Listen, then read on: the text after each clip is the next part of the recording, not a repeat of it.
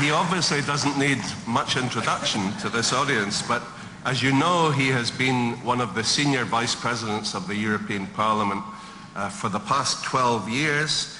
He is, in fact, the president of the International Committee in Search of Justice, the other sponsor of this organization.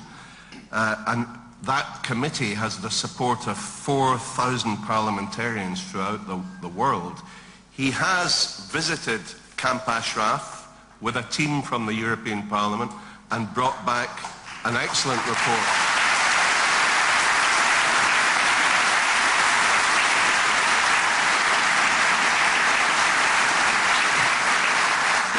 The floor is yours, Alejo.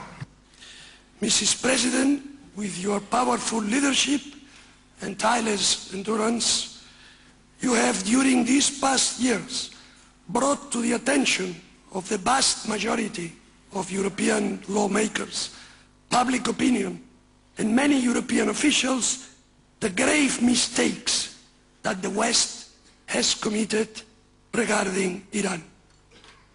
Your work has indeed also paved the way for the right policy.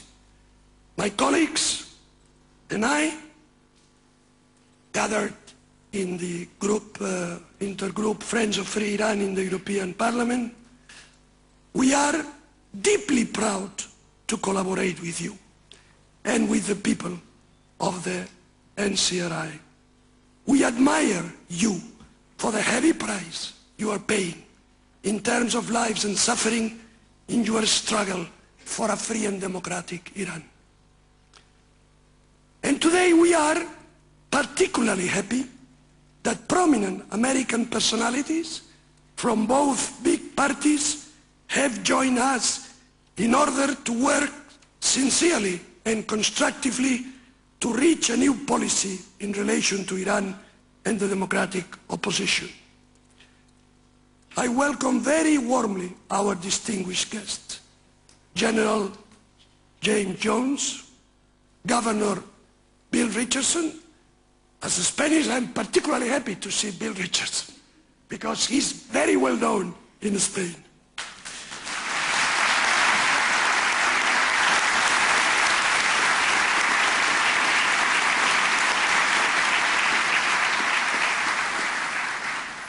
Ambassador Bolton, Ambassador Dailey, former Attorney General Mr. Mukasey, and also Mrs. Irene Khan, whose name and image is for us a reminder of the sanctity of human rights.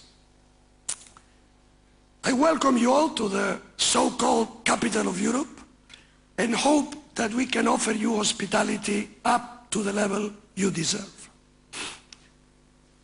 I believe that after the disappointing outcome of the Istanbul talks, there is no need to insist in what a waste of time is to negotiate with the Iranian regime and how wrong is the policy of appeasement.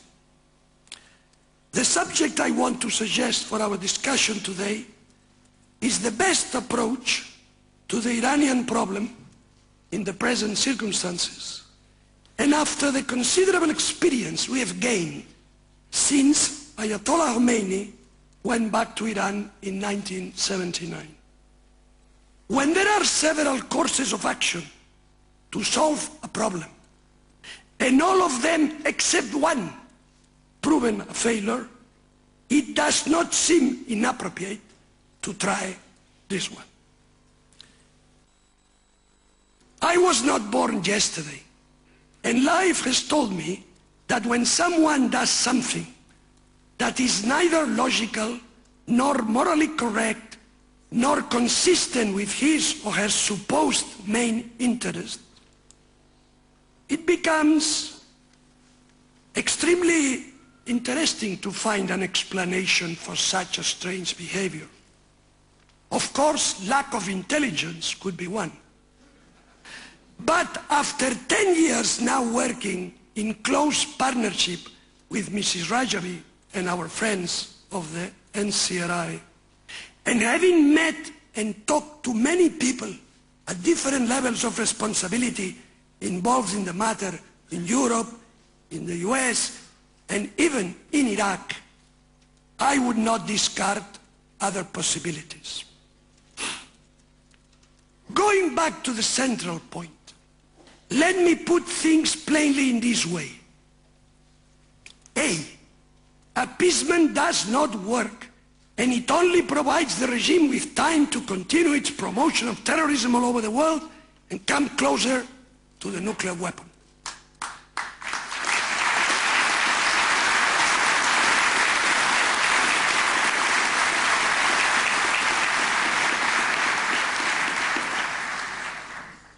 B, direct intervention in Iran is not financially affordable nor politically prudent. C, there exists a well-organized, powerful and committed opposition movement that gathers hundreds of thousands of Iranians in exile and many more inside the country, highly motivated, promoting a political program for Iran that any one of us could sign right now, and blessed with a strong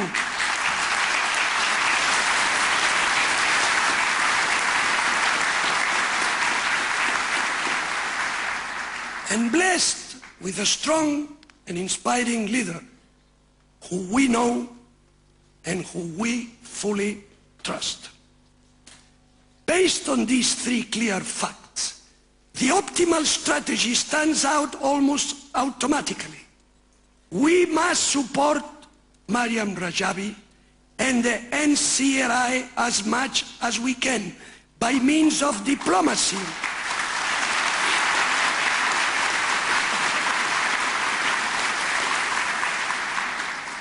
By means of diplomacy, communication, strategical advice and political backup, and by making the life of the regime difficult in the international scene. If we agree on this picture, then two immediate and urgent priorities emerge. The first is to protect Ashraf residents from being massacred, and the second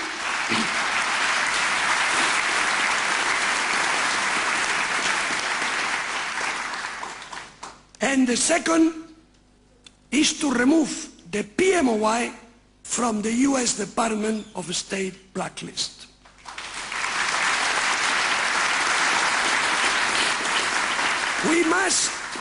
We must concentrate our efforts in these two objectives in the short term.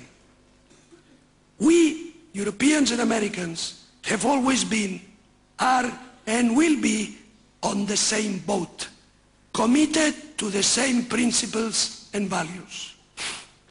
And this boat is the one that Khamenei and Ahmadinejad and their fanatic followers want to sink. Our friends of the NCRI have shed enough blood to make clear they deserve to be also on board.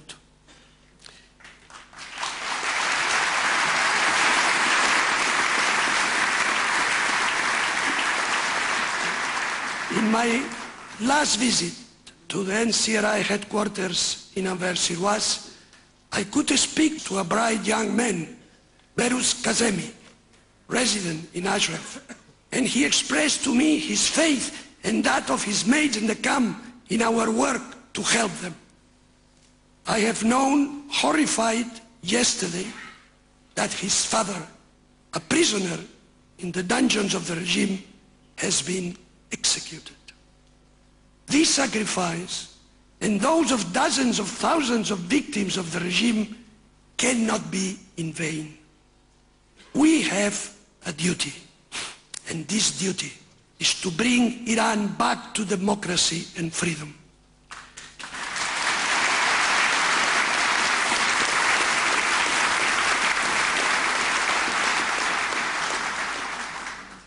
If we want to accomplish it effectively, we need our friends of the NCRI as much as they need us.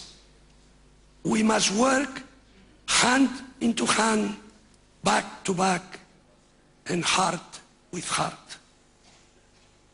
And we cannot fail. Thank you very much.